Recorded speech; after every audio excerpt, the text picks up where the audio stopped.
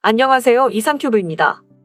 제2차 세계대전이 한창이던 1944년 6월 13일, 독일은 영국을 폭격하기 위해 정체불명의 무인 비행 폭탄을 영국에 발사합니다. 독일군은 흔히 V1이라고 불리게 되는 중거리 무인 비행 폭탄 15발을 영국 런던으로 날려보냈으며, 이날 이후로 몇 달 동안 런던시와 그 부근에만 2,400발이 넘는 무인 비행 폭탄이 떨어져 5,000명이 넘는 영국인이 목숨을 잃었습니다. 영국을 공포에 몰아넣은 이 신병기에 히틀러가 붙인 이름은 페어겔퉁스바페, 즉 보복병기였습니다. V1 폭탄은 특유의 엔진 소리로 인해 버즈밤으로 불리기도 했습니다. 이는 펄스 제트 엔진의 특성상 연소가 연속적이 아니라 주기적으로 이루어지면서 웅웅거리는 소리가 났기 때문이었습니다. 앞머리의 작은 프로펠러는 추진기가 아니라 회전수로 거리를 측정하는 일종의 거리 측정기였으며, 이 프로펠러의 회전수를 측정해 일정 거리, 즉 런던 상공에 도착하면 엔진의 연료 공급이 끊어져 특유의 엔진 소리가 멈추게 되는 방식이었습니다.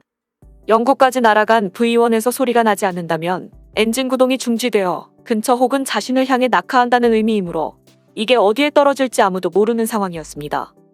제2차 세계대전을 배경으로 한 다큐에서는 엔진 소리가 사라지는 그 순간의 정적이 런던을 채웠다고 합니다.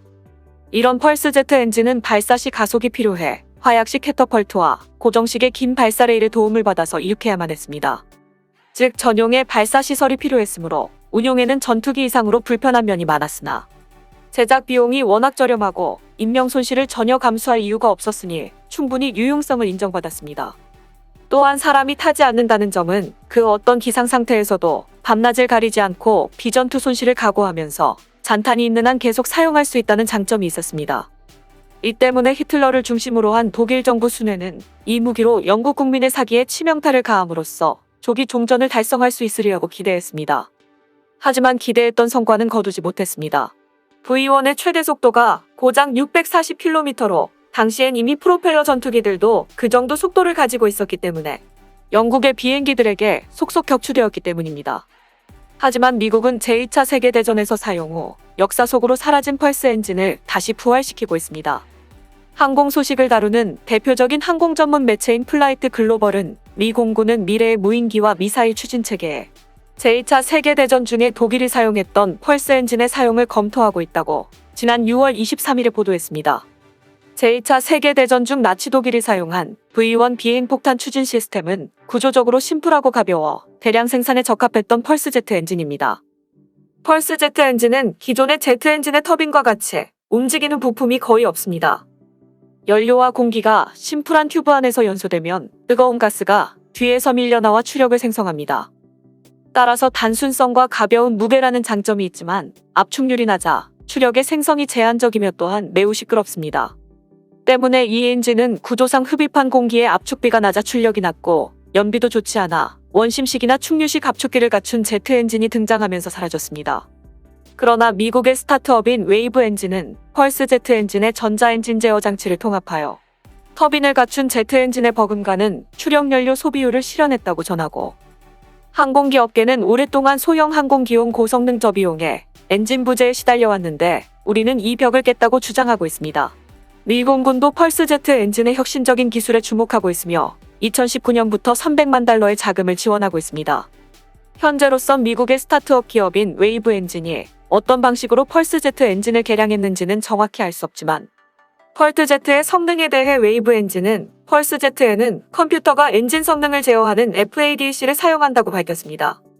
미 공군은 지난 6월 22일에 공중발사형 다용도 플랫폼 개발 및 실증 작업에 사용할 엔진으로 웨이브 엔진이 개발한 펄스 제트 엔진을 100만 달러에 정식 발주했기 때문에 주목을 받고 있으며, 미 공군이 발주한 VALP의 정체는 펄스 제트 엔진을 사용한 저비용의 디코이 UAV인 것으로 알려지고 있습니다. 웨이브 엔진사는 VALP는 차세대 고성능 항공기를 위한 고성능이면서 저비용의 추진력을 입증하기 위해 자사의 독점적인 엔진 기술을 활용하는 다중임무 및 공중발사 시스템이라고 밝혔습니다. 디코이 UAV는 탑재된 전자방해 장치를 통해 적 방공 시스템에 잘못된 표적 정보를 전달하거나 적 비행기 시스템에 처리 능력에 부하를 가함으로써 적기의 시스템을 포화시켜 아군기의 공격이 적기를 쉽게 관통하게 하는 시스템입니다.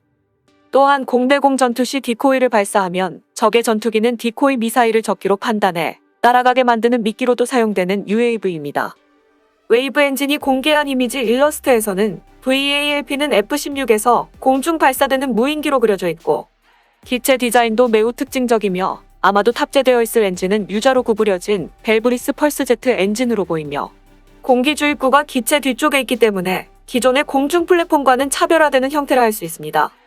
미국의 언론들은 웨이브 엔진사가 개량한 펄스제트 엔진이 기대했던 대로의 성능을 보인다면 무인기와 순항미사일 등 저비용과 신뢰성이 동시에 요구되는 무기는 복잡한 엔진으로부터 해방될 수 있다고 지적하고 있습니다. 웨이브 엔진사도 터빈 엔진에서 나오는 효율성과 전력을 달성하려고 노력하고 있다고 말하며 펄스제트 엔진이 테스트를 마치게 되면 부품이 많고 가격이 비싼 고성능의 드론과 순항미사일의 엔진으로 장착될 수 있다고 말했습니다.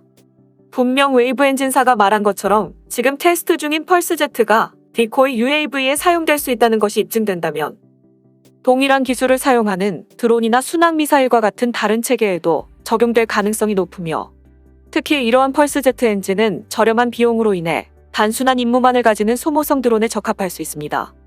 사실 웨이브 엔진사는 주로 디코이 UAV에 사용되는 것이 적합하다고 말하고 있지만 펄스제트 엔진은 다른 플랫폼에도 적용될 수 있음을 보여주고 있습니다. 이 회사의 웹사이트에는 수직 이착륙기 애플리케이션뿐만 아니라 고정익 전투기의 컨셉 아트도 볼 수 있습니다.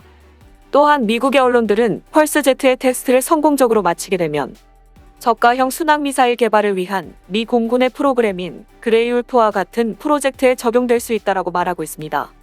그레이 울프 프로그램은 AGM-158 제즘 시리즈와 같은 급의 무기보다 저렴하고 높은 연비를 제공하는 프로그램입니다.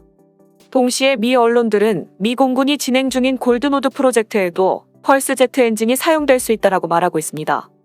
골드노드의 목표는 GBU-39B와 제즘 및 멜드와 같은 다양한 정밀유도 미사일이 함께 네트워크로 연결되어 발사 후에는 인공지능으로 적의 가장 취약한 부분을 알아내고 군집 형태로 적의 방공을 공격하거나 압도할 수 있는 시스템입니다. 이러한 종류의 협동 시나리오에는 매우 많은 수의 미사일이 사용되므로 펄스제트 엔진은 기존의 미사일에 탑재되는 엔진보다 저렴하고 매력적인 옵션이 될 수 있습니다.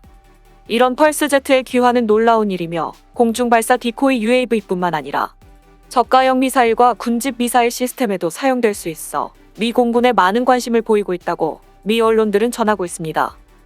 어쨌든 도입 비용 문제로 공중 플랫폼 등의 제트 엔진 도입을 미뤄온 미국에게는 이번 펄스 방식의 엔진은 가뭄 속의 단비처럼 보일 것입니다. 물론 펄스제트 엔진의 진위 여부는 미 공군이 발주한 VALP의 개발 및 실증 작업의 결과를 봐야겠지만 이 시점에서 펄스제트 엔진의 부활 조짐은 무인 항공기 분야의 추가적인 성장을 뒷받침할 가능성을 내포하고 있기 때문에 주시할 필요가 있습니다. 이상 마치겠습니다. 시청해주셔서 고맙습니다. 이상큐브였습니다.